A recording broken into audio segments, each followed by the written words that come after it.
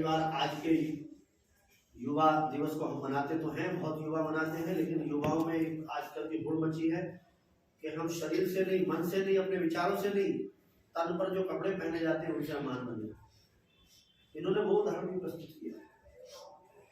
स्वामी विवेकानंद के जीवन का प्रमुख लक्ष्य इस 103 पृष्ठों 104 पृष्ठों की लगभग पुस्तक है और 78वें पेज पे वाक्य लिखा है। और ये अमेरिका में भी इन्होंने कह के सुनाया कि जब इनसे पूछा कि स्वामी जी बहुत अच्छे हो आप, लेकिन ये जो चोला है ना ये उतार को आप बस बढ़िया सूटेड पैंट पहनो, तो उन्होंने वहां भी उदाहरण प्रस्तुत किया। उन्होंने कहा, हे अमेरिका वासियों, तुम मेरे विचारों से प्रभावित हो और मेरा वेश तुम्हें पसंद नहीं है, लेकिन इस वेश से व्यक्ति मान नहीं बनता। उन्होंने कहा, in your country tailor makes a man perfect. तुम्हारे देश में टेलर व्यक्ति को परफेक्ट बनाता है, व्यवस्थित बनाता है, टेलर दर्जी। But in my country character makes a man perfect. मेरे यहाँ तो चरित्र ही व्यक्ति को महान बनाता है।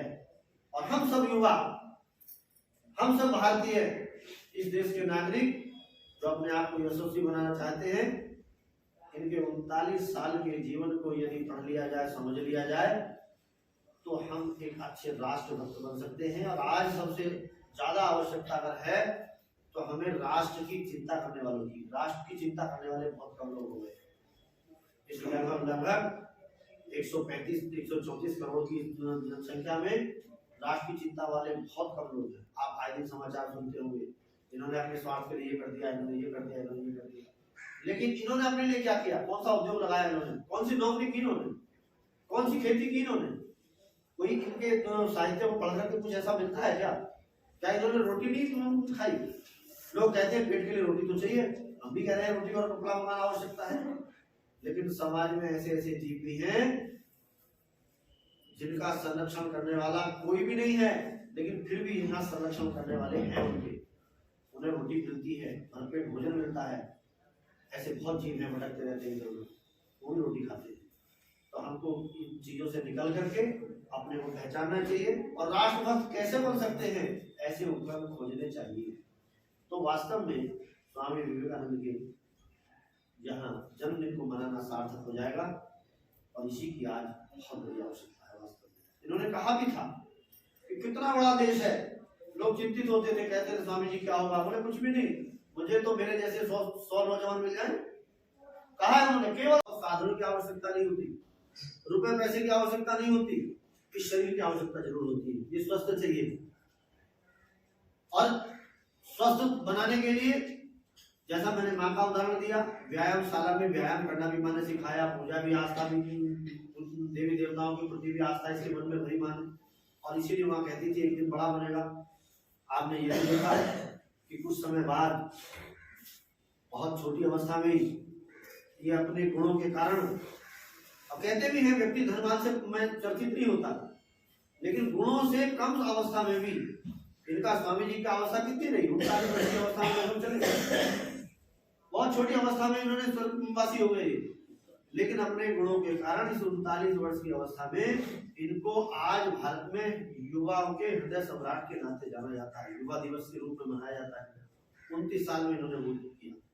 अमेरिका की कहानी आपके सामने आ गई, अमेरिका में इन्होंने क्या वो दिखाया करके, लेकिन इसके पश्चात भी गुरु के रूप में इनकी भूमिका, बच्चे के रूप में इनकी भूमिका आपको पता लगी, माँ बाप का योगदान को पता लगा, लेकिन गुरु के रूप में भी इन्होंने ऐसे ऐसे उपक्रम किए हैं जो एक उदाहरण है। जब ये अपने शिष्यों को शिक्षा दीक्षा देते थे, उपदेश देते थे, तो एक शिष्य ऐसा भी आया जो उसकी याद कुछ भी नहीं होता। मैंने एक आध बार आपके सामने उदाहरण रखा भी, और वो परेशान रहता था, अपने साथियों से चर्चा करता था, मुझे तो कुछ याद होता ही नहीं। अब गुरु का काम है कि बालक की याद नहीं होता, उसके कारण को जानना, तो इन्होंने कारण को जाना, उसे एकांत में बात की और उसने बड़े तपाक से उत्तर दिया, मुझे कुछ याद नहीं, जो भी आप बताते हो तत्काल मैं सुनता हूँ, निकल जाता है। वो समझ गए एकाग्रता की कमी है, एकाग्रता के लिए कोई प्रयोग किया जाए, तो उन्होंने इसको केवल एक काम सौंपा, जिस समय ये कक्षा लगती है, जिस समय मैं अपने यहाँ प्रवचन देने के लिए बैठता हूँ, तत्काल उस समय आप तो सामने मंदिर है माँ काली का, उसमें जाकर के माँ काली के मंदिर के सामने बैठ जाएंगे और आपको कुछ नहीं करना, वहां बैठे रहेंगे आप, और रोजाना यही क्रम रहेगा, जब तक कक्षा चलेगी आप वहां बैठेंगे। और जब तक बैठेंगे जब तक आपके हृदय में माँ काली का चित्र न दिखाई दे जाए, आंख बंद करके बैठेंगे। कहते हैं बड़ी विचित्र घटना है, एक दिन माँ काली का चित्र इनके हृदय में दिखाई दे गया और ये दौड़े दौड़े आए, बोले स्वामी जी चमत्कार हो गया। बोले क्या चमत्कार हुआ? बोले माँ काली तो मेरे हृदय में विराजमान हो गई। बोले बस अब आपकी एकाग्रता की स्थिति आ गई, अब आपको सब कुछ याद होगा। कहते हैं वो बालक इनके मार्गदर्शन में इस उपक्रम से, इस प्रयोग से यशस्वी सिद्ध हुआ। एक उदाहरण और आता है, समाधि लगा के बैठ गए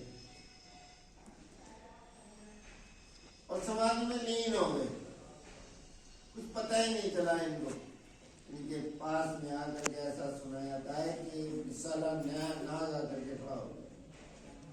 बच्चे दौड़ कर गए घर पर, अड़ोस पड़ोस वाले सभी इकट्ठे हो गए, आकर के देखा, दूर से देख, इनको कुछ पता नहीं तो मेरे पास में कौन है।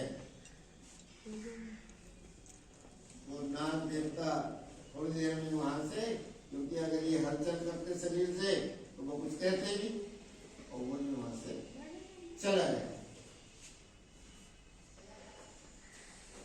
इन्होंने अपनी जो है आंखें खोली, देखो चार पड़ोसी खड़े हैं और भी इनके जो साथी लोग खड़े हैं, तो वहां ये बालक आगे चल करके या तो कोई संत बनेगा, एक बहुत बड़ा महापुरुष बनेगा। वही हुआ। बुजुर्गों का जो अनुभव है वो मिथ्या नहीं जाता है। तो ये कितने बड़े संत थे, अपने मातृभूमि को कितना प्यार करते थे। पिछले समय में एक बार भाई साहब ने बताया था कि जैसे अमेरिका से उतरे उस पर हवाई जहाज से और अपनी जमीन में लेट गए, धूल मिट्टी में खूब लुढ़कने लगे, लुढ़कते रहे। वहां पर पूछा फिर बाद में जब इनको शांत हो गए कि भाई आपने ऐसा क्यों किया? कि मैंने तो इसलिए किया कि मैं मातृभूमि की बहुत दिनों से खेला नहीं हूँ, अपनी मातृभूमि की गोद में नहीं सोया हूँ। तो ऐसा अटूट प्रेम मातृभूमि के प्रति भी स्वामी विवेकानंद जी के जीवन से पता लगता है। तो हम भी अपनी देश के प्रति, अपनी मातृभूमि के प्रति लगाव रखें। तो मैं समझता हूँ कि स्वामी जी के जीवन से हम एक न एक